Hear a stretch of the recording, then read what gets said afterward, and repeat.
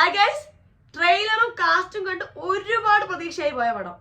ആസിഫ് അലി, സുരാജ് വെഞ്ഞാറമൂട് പ്രധാന കഥാപാത്രമായി എത്തിയ അഡിഗോസ് അമിഗോസിനെ കുറിച്ച് അഭിപ്രായം പറയാനാണ് ഇന്ന് ഞാൻ വന്നിട്ടുള്ളത്. ട്രെയിലർ കണ്ടപ്പോൾ ഒടുക്കുന്ന പ്രതീക്ഷയായിരുന്നു. കാരണം രണ്ട് വ്യത്യസ്തമായ ക്യാരക്ടേഴ്സ് അവര് തമ്മിൽ ഒന്നിച്ചെത്തുമ്പോൾ ഉണ്ടാവുന്ന കോമഡീസ്, സിറ്റുവേഷൻസ് ഒക്കെ ഒരുപാട് പ്രതീക്ഷിച്ചിരുന്നു. ഇതിൽ എനിക്ക് എടുത്തു പറയേണ്ടത് ആസിഫ് അലി ആയിക്കോട്ടെ, അതുപോലെ തന്നെ സുരാജ് വെഞ്ഞാറമൂട് ആയിക്കോട്ടെ, കിടിലൻ അഭിനയിച്ചിട്ടുണ്ട്. അവർ അതിൽ സംശയമില്ല. ആസിഫ് അലിയുടെ കുറച്ചൊരു ഓവർ ദ ടോപ്പ് ആയ ഒരു ക്യാരക്ടറാണ്, ഒരു എക്സ്ട്രീം ആയിട്ടുള്ള ഒരു ക്യാരക്ടറാണ്. അതിനെ ഒട്ടും ബോറാക്കാതെ കൈയടക്കത്തോടുകൂടി ആസിഫ് അലി അഭിനയിച്ചിട്ടുണ്ട്.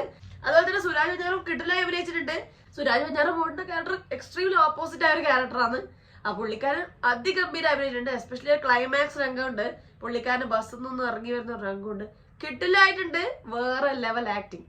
സുരാജ് വെഞ്ഞാറമൂട് നമുക്കറിയാം, ഇപ്പൊ പണ്ട് നമ്മൾ ദേശമൂലം ദാമു, അതുപോലെ തന്നെ പുള്ളിക്കാരുടെ കോമഡി ക്യാരക്ടേഴ്സ് എല്ലാം കിടിലമാണ്. അതുപോലെ തന്നെ സീരിയസ് ആയി അഭിനയിച്ച ആൻഡ്രോയിഡ് കുഞ്ഞപ്പനായാലും ഒരുപാട് കഥാപാത്രങ്ങൾ. പുള്ളിക്കാരൻ ഗതിഗംഭീരമായി സീരിയസ് ആയാലും കോമഡി എല്ലാം കിടിലായി ഹാൻഡിൽ ചെയ്യുന്ന ആളാണ്. രണ്ടുപേരും അടിപൊളിയായിട്ട് അഭിനയിച്ചിട്ടുണ്ട്. ഈക്വലി അടിപൊളിയായി അഭിനയിച്ചിട്ടുണ്ട് രണ്ടുപേരും. ഇവരുടെ കോംബോ അടിപൊളിയായി വർക്ക്ഔട്ട് ആയിട്ടുണ്ട്. രണ്ട് ടോട്ടലി ഡിഫറെന്റ് ആയ രണ്ട് സാഹചര്യം വരുന്ന രണ്ടുപേരും നമ്മൾ കണ്ടുമുട്ടുന്നു. അവരുടെ രണ്ടുപേരുടെ ആറ്റിറ്റ്യൂഡ് എല്ലാം ടോട്ടലി ഓപ്പോസിറ്റ്. ഒരാൾ എക്സ്ട്രീംലി ഹാപ്പിയാണ്, ഹാപ്പി ആവാൻ വേണ്ടി മാക്സിമം ശ്രമിക്കുന്ന ഒരാള്.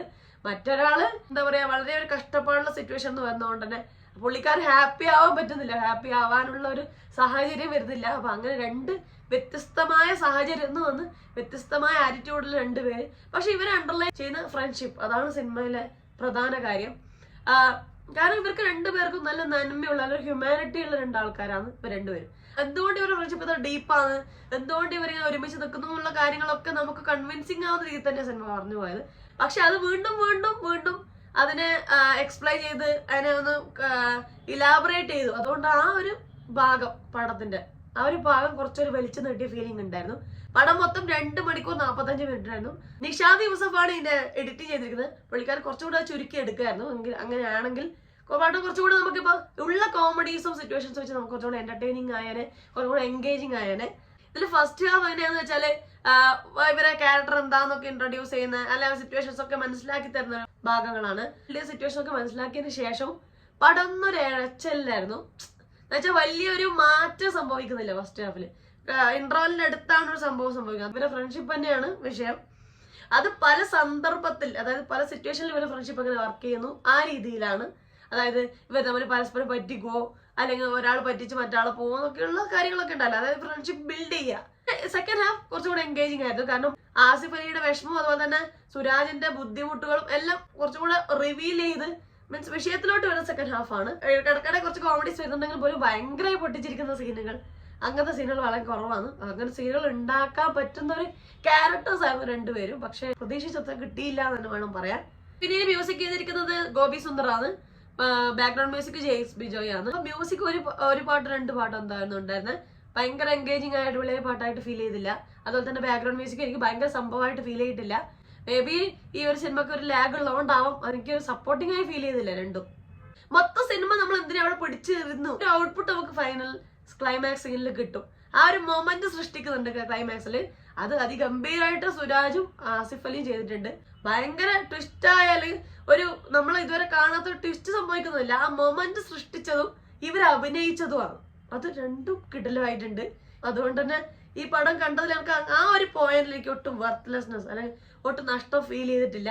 ആസിഫ് അലി, സുരാജ് വെഞ്ഞാറമൂട് കൂടാതെ ഷൈൻ ടോം ചാക്കോ ഉണ്ട്, അൽത്താഫ് ഉണ്ട്. അനഘയാണ് നായികയായിട്ട് എത്തുന്നത്. അനഘയൊക്കെ നന്നായി അഭിനയിച്ചിട്ടുണ്ട്. അൽത്താഫ് നന്നായി അഭിനയിച്ചിട്ടുണ്ട്. അൽത്താഫ് എനിക്ക് ഭയങ്കര ഇഷ്ടമുള്ള ഒരു നടനാണ്. കാരണം ഭയങ്കര ഒരു നാച്ചുറൽ ആക്ടിങ് ഉള്ള ഒരു നടനാണ്. ഭയങ്കര ഒരു സ്ക്രീനിൽ വരുമ്പോ ഒരു ഹാപ്പിനെസ് ഫീൽ ചെയ്യാറുണ്ട്. അങ്ങനത്തെ നടനാണ്. അതുപോലെ തന്നെ വിനീത് തട്ടിൽ അഭിനയിച്ചിട്ട് നന്നായിട്ടുണ്ട്. ഷൈൻ ടോം ചാക്കോ പറഞ്ഞ പോലെ അഭിനയിച്ചിട്ടുണ്ട് കുറച്ച് ഭാഗങ്ങളിൽ. പുള്ളിക്കാരൻ്റെ ഒരു ദേശീയക്കാരനായ ഒരു ക്യാരക്ടറായിട്ട് തന്നെ വരുന്നത്. പുള്ളിക്കാരൻ്റെ യൂഷ്വൽ മോഡലിൽ വരുന്നത് തന്നെയാണ്.